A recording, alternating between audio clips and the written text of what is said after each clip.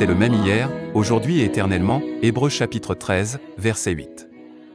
Lettre circulaire 5. Février 1976.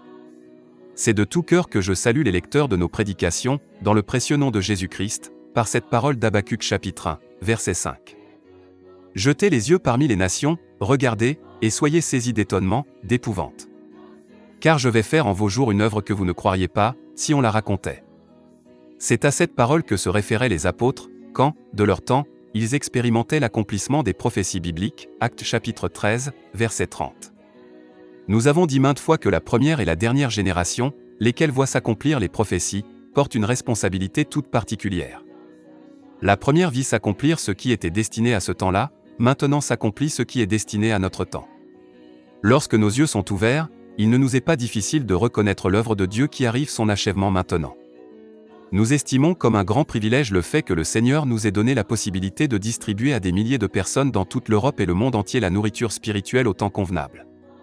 Nos émissions en allemand, en anglais, et maintenant aussi en russe, sont écoutées par beaucoup de personnes.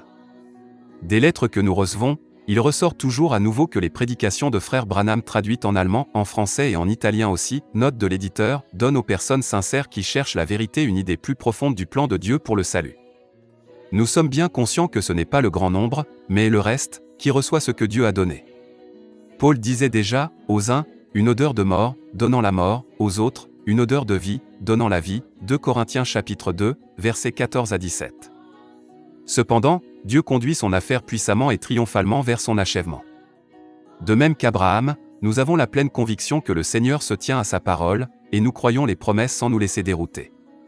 Le prophète a dit, car c'est une prophétie dont le temps est déjà fixé, elle marche vers son terme, et elle ne mentira pas, si elle tarde, attends-la, car elle s'accomplira certainement, Habacuc chapitre 2, verset 3. Nous avons affaire à un Dieu vivant et à sa sainte parole. Notre foi est ancrée sur les promesses, seulement, nous devons persévérer avec patience jusqu'à ce que le temps de l'accomplissement soit venu. Il est écrit, car vous avez besoin de persévérance, de patience, afin qu'après avoir accompli la volonté de Dieu, vous obteniez ce qui vous est promis, Hébreux chapitre 10, verset 36. Quand un message divin était apporté, en tout temps des hommes se levaient, et partaient pour le répandre au loin. Ainsi en est-il aujourd'hui. J'ai eu moi-même le privilège d'annoncer cette précieuse parole dans de nombreuses villes, jusqu'ici dans près de 50 pays. Le Seigneur a ouvert les yeux et le cœur de beaucoup de personnes, et donné aussi la véritable compréhension concernant l'accomplissement des Saintes Écritures. En l'année qui vient de s'écouler seulement, j'ai pu visiter 24 pays, sans compter les traductions et les multiples tâches missionnaires exécutées dans cette même période. Il n'y eut jamais aucun temps dans lequel la parole de Dieu fut révélée avec une telle ampleur. Au cours de mes voyages missionnaires, j'ai expérimenté que des hommes de toutes les églises et des prédicateurs de diverses dénominations ont été saisis par la parole et par l'Esprit de Dieu. Au cours de mon dernier voyage au travers des pays d'Afrique, en novembre dernier, il s'est trouvé que l'église luthérienne, dans une certaine ville, était remplie de croyants de toutes tendances. Dans une autre ville, se sont trouvés réunis plus d'1 millier de gens dans une église baptiste absolument comble. Beaucoup devaient se tenir debout. Nous avons expérimenté la même chose dans une église presbytérienne. Le pasteur disait, durant les 22 ans que je suis ici, je n'ai jamais vécu cela. Il s'avéra même que des salles de la ville étaient trop petites. Partout, Dieu ouvre les portes et aplanit les chemins afin que sa parole révélée pour ce temps atteigne les hommes. Ils reconnaissent que nous apportons un message divin. Il y a peu de temps, un prédicateur pentecôtiste me disait, « Frère Franck, depuis des années, j'ai le sentiment que je prêche sans avoir un message de Dieu pour l'Église. » Nous savons tous que le Seigneur, dans les 7 lettres envoyées à ces églises, s'adressait à chaque ange de chaque église. Seul, celui qui a reçu de Dieu la grâce d'annoncer le message de cette heure est un messager de Christ. Nous reconnaissons ouvertement que nous sommes persuadés que frère Branham reçut le message pour aujourd'hui en tant que l'ange messager de cet âge de l'Église. Quiconque a été établi par Dieu comme prédicateur proclamera dans sa prédication ce message divin. Naturellement, la plupart des prédicateurs de ce temps se comporteront comme les enseignants le firent au jour de Jean-Baptiste, lesquels passèrent ainsi à côté de ce que Dieu faisait, tout en continuant à donner leur propre interprétation des Écritures. Seul, celui qui reconnaît l'œuvre de Dieu en ce temps pourra se renier lui-même, et mettre Christ, et ce qu'il a fait, lui, véritablement au centre. Il ne s'agit pas de rechercher la gloire des hommes, mais bien que Dieu, lui, soit glorifié.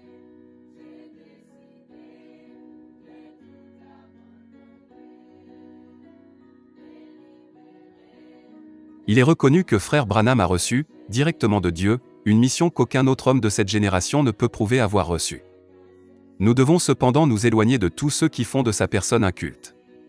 S'il s'agit de déviation de la parole de Dieu, en dehors de la Bible, et d'un manque de sobriété, nous n'avons alors rien à faire avec de tels hommes. Nous croyons qu'un message divin nous fait revenir à Dieu et à sa parole. Nous sommes maintenant parvenus dans les jours où tout doit être remis en ordre, et restauré selon les critères bibliques, avant que l'Église puisse paraître à la fin dans une plus grande puissance encore, et une plus grande gloire qu'au commencement, suivant ce qui a été prophétisé, la dernière gloire de cette maison sera plus grande que la première, Darby. Tous ceux qui étaient revenus de la déportation à Babylone avaient reçu pour tâche de reconstruire le temple. Nous savons que l'histoire du peuple d'Israël est donnée pour servir de modèle à l'Église du Nouveau Testament. Israël eut un commencement merveilleux. Puis, vinrent l'infidélité et la désobéissance. Mais Dieu leur fit à nouveau miséricorde. Il les ramena dans le pays de la promesse. De même, l'Église du Nouveau Testament eut un glorieux commencement.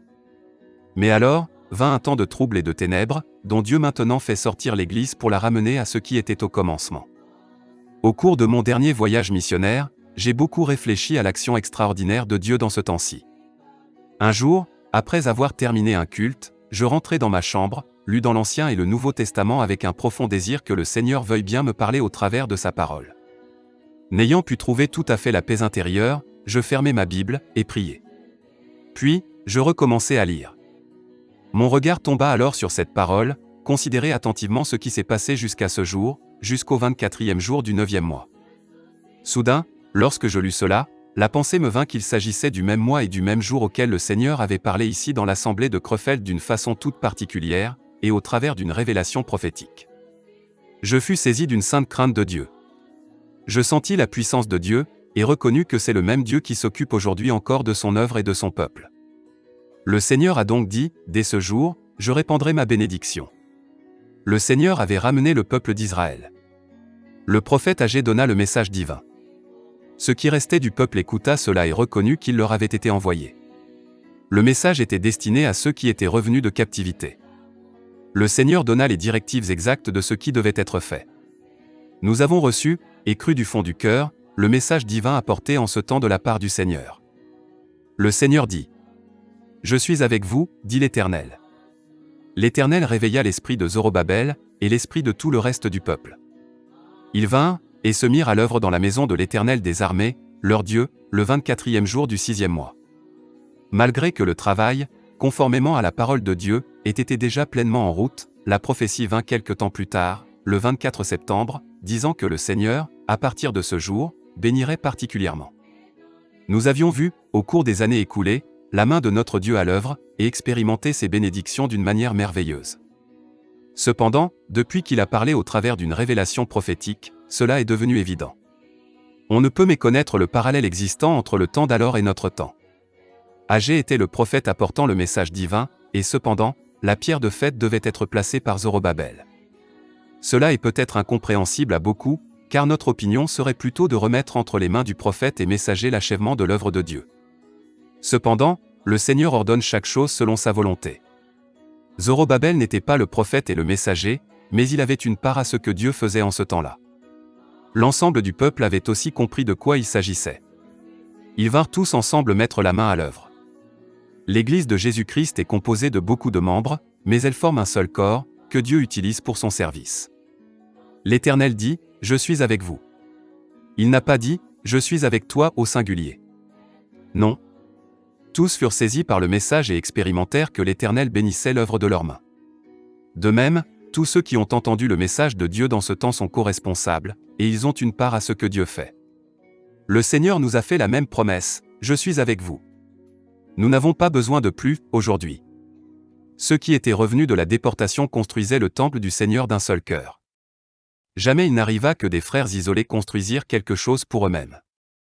Ainsi devons-nous aujourd'hui faire la différence entre celui qui construit quelque chose pour soi-même, et celui qui, en tant que membre du corps du Seigneur établi sur le fondement des apôtres et des prophètes, dont Jésus-Christ est lui-même la pierre de l'angle, continue à construire, cependant que Dieu utilise les différents dons et ministères. Dieu continua à parler par le prophète, « Travaillez. Car je suis avec vous. » En ces temps, beaucoup savent que le Seigneur était avec frère Branham, et pourtant, cela ne suffit pas. Nous sommes reconnaissants de cela, mais nous n'en demeurons pas là pour autant. Le Seigneur doit être avec nous comme il l'a été avec son serviteur et prophète, lorsque s'accomplira ce qu'il a annoncé de la part de Dieu. Nous sommes bien conscients du fait qu'il est écrit, « Si l'Éternel ne bâtit la maison, ceux qui la bâtissent travaillent en vain » Psaume chapitre 127, verset 1.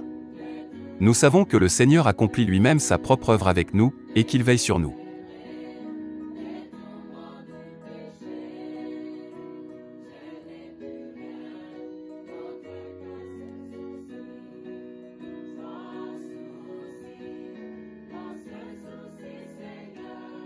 La promesse que Dieu avait faite aux Israélites à leur sortie de Babylone n'a pas perdu sa valeur, au contraire, elle trouva son plein accomplissement chez ceux qui rentrèrent de la déportation, car ils se remémorèrent, après leur retour dans leur pays, ce que Dieu avait fait au commencement, et ce qu'il avait promis. Nous aussi, devons savoir en ce temps que le Seigneur s'en tient à sa parole. Nous sommes sortis de tout, et nous tenons à la disposition du Seigneur. Ses promesses demeurent, nous croyons cela de tout notre cœur. Ainsi devons-nous reconnaître, et toujours à nouveau l'expérimenter, que l'Esprit de Dieu règne. La promesse que notre Seigneur Jésus-Christ nous a donnée dit, « Car là où 2 ou 3 sont assemblés en mon nom, je suis au milieu d'eux. » Là où la volonté de Dieu est révélée à nouveau par un message divin, c'est là que règne l'Esprit de Dieu, lequel crée quelque chose de nouveau dans la vie de l'individu, comme dans la vie de la communauté. Il était absolument nécessaire d'entendre le message prophétique de ce temps-là, le « Ainsi dit le Seigneur » de la parole de Dieu, avant que l'Esprit de Dieu commence de nouveau à agir. Nous pouvons regarder l'histoire de l'Église et constater que l'Esprit de Dieu a toujours agi là où un message divin fut apporté au peuple de Dieu. Sans l'ombre d'un doute, nous vivons maintenant tout près du retour de Jésus-Christ. Le Seigneur a envoyé son serviteur et prophète avant que le jour grand et redoutable n'arrive. Du temps d'Agé fut publiée cette parole, car, ainsi parle l'Éternel des armées, encore un peu de temps, et j'ébranlerai les cieux et la terre, la mer et le sec, Agé chapitre 2, verset 6. Dans Hébreux chapitre 10, verset 37, nous pouvons lire, « Encore un peu de temps, celui qui doit venir viendra, et il ne tardera pas.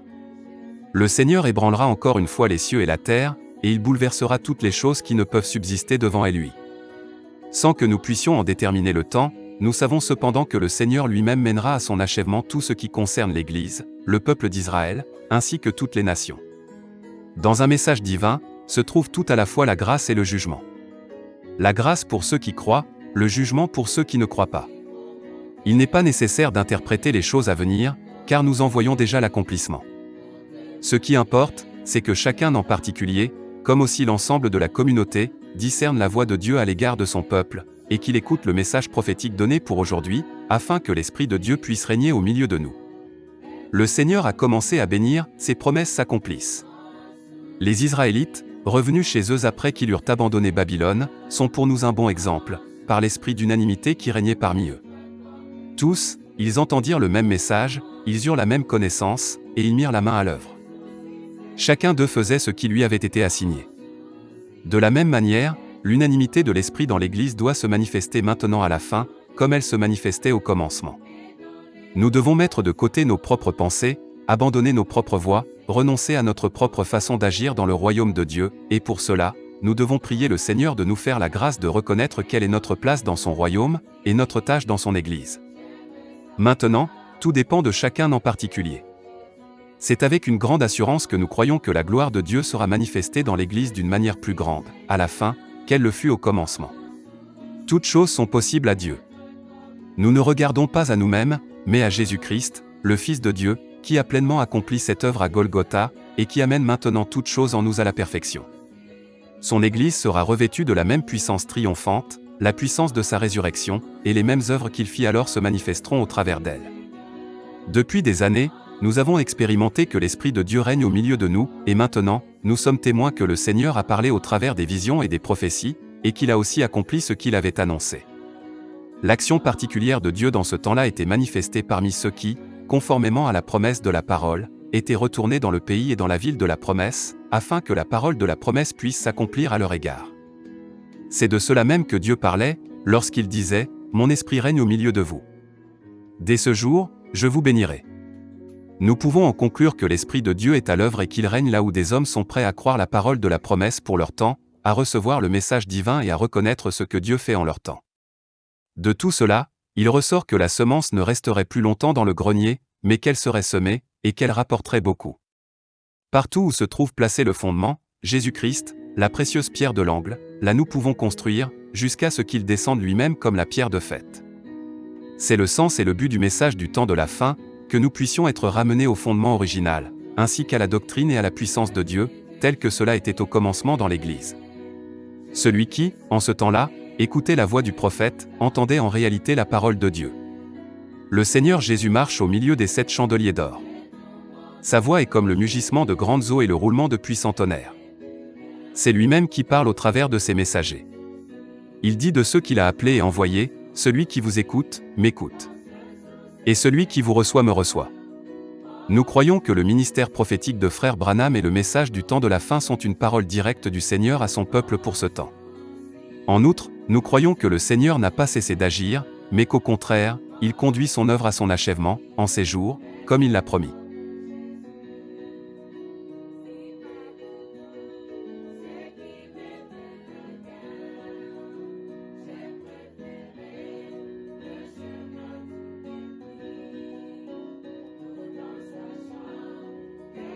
Événements actuels. Toujours à nouveau, il nous est demandé ce qui va arriver prochainement, et combien de temps cela peut encore durer jusqu'au retour de Jésus-Christ. Pour ce qui est du jour et de l'heure, personne ne le sait, même pas les anges dans les cieux. Le Fils ne le savait pas davantage, dans les jours de son humanité. C'est pourquoi nous devons veiller et prier en tout temps, pour être capables d'échapper à ce qui doit venir sur le globe terrestre. Nous devons demeurer sobres, vaquer à nos occupations, et continuer à vivre comme si cela devait durer encore longtemps, mais être intérieurement prêts à chaque instant à rencontrer le Seigneur. Jamais encore les hommes n'ont eu raison, lorsqu'ils ont fixé une date à laquelle devait arriver la fin. Il ne fait pas l'ombre d'un doute que nous vivons dans le temps de la fin. Les prophéties bibliques s'accomplissent à l'égard d'Israël, à l'égard de l'Église, et de tous les peuples. Nous le voyons. Mais personne ne peut dire si cela durera encore des semaines, des mois ou des années.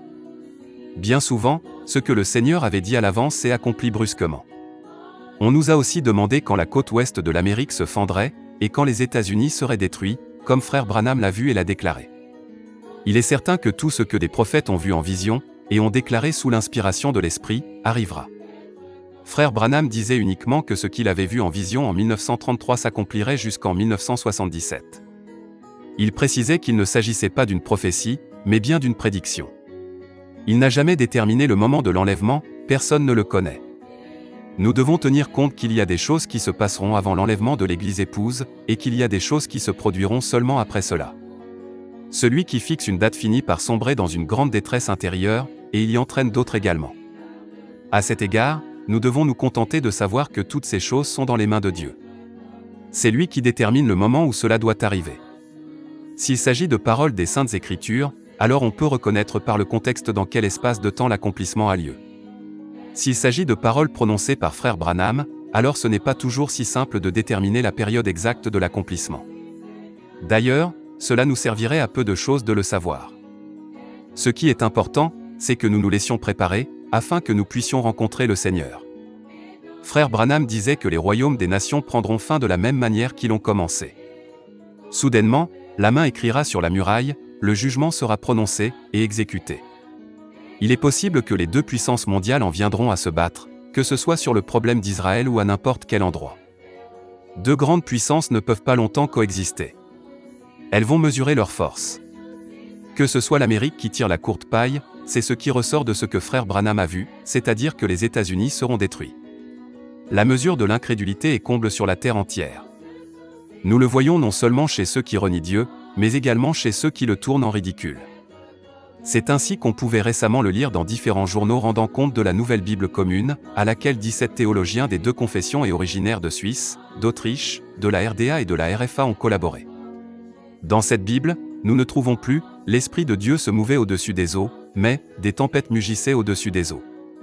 À divers autres exemples de la nouvelle traduction, on discerne bien de quoi il s'agit véritablement, c'est-à-dire de détruire, chez les hommes, les dernières traces de foi qu'ils ont dans l'inspiration et la véracité de la parole de Dieu. Nous vivons en un temps où l'orgueil et la présomption sont devenus pires qu'au jour de Sodome et de Gomorrhe. Les justes retournent à Dieu, tiennent ferme à la parole de Dieu et à la foi en Jésus-Christ, les autres tombent dans une totale apostasie, de laquelle Paul a déjà parlé. Il n'y a plus qu'un petit reste qui écoute la voix du Seigneur. Le Seigneur connaît les siens, et les conduit merveilleusement. C'est pour eux que seront préservées la vérité au milieu du mensonge, la lumière au milieu des ténèbres, la vie spirituelle au milieu de la mort spirituelle.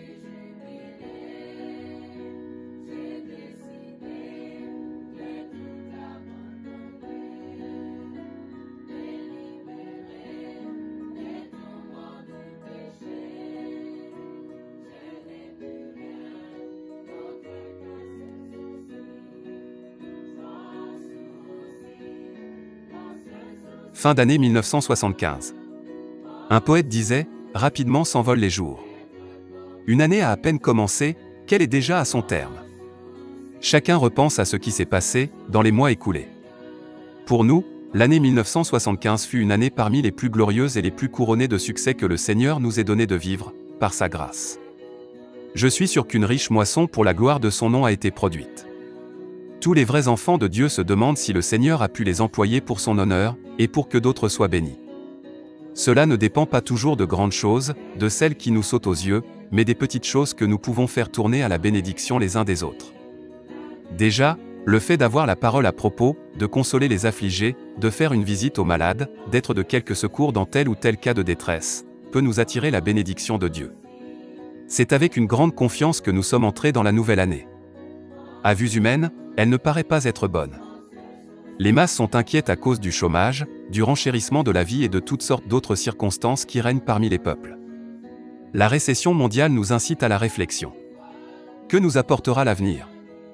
Les vagues promesses de tout ordre ne changeront rien au fait que cela ira en empirant de plus en plus. En matière d'économie, le point culminant est derrière nous, et le nouvel essor dont nous avons entendu parler tarde à venir. La fin de toute chose est à portée de main. Israël est le caractère distinctif de ce temps.